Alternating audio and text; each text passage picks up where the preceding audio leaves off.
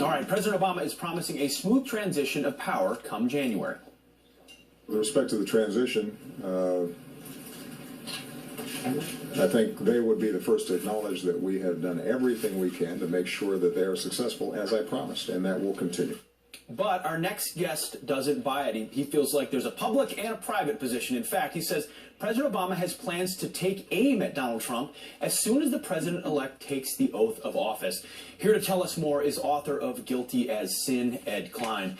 Ed, this is big stuff. I mean, you say that the Obamas don't plan to fade away like George W. Bush did and let the new president succeed. What are you hearing about their plans? You know, for the past 100 years, every president who's outgoing has packed up his stuff, gone home, and not criticized his successor. This is not what the Obamas are planning to do. They've rented an 8-bedroom mansion in the Kalorama section of Washington from Joe Lockhart, who is Bill Clinton's last press secretary.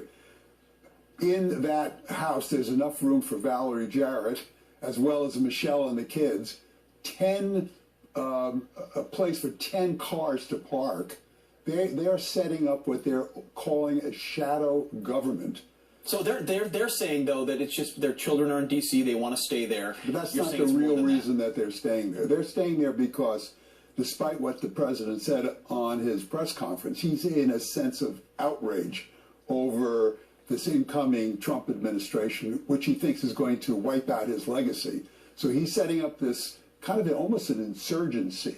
He's picking people in foreign affairs, labor, abortion, union matters. He's setting them up to start appearing on television, making speeches, doing op-ed pieces.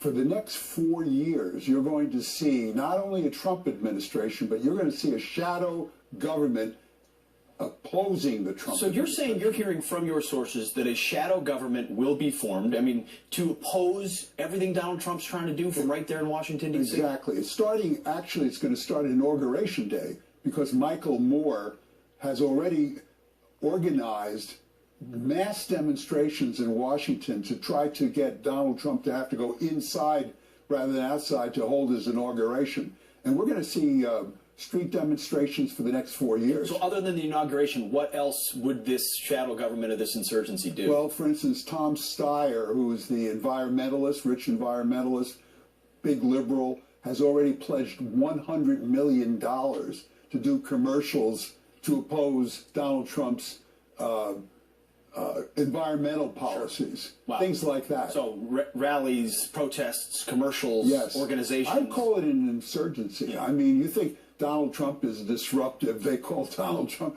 Yeah. This is going to be very disruptive. Interesting. Well, Ed Klein, you know the Clintons as well as anybody, as well as the left and Obama.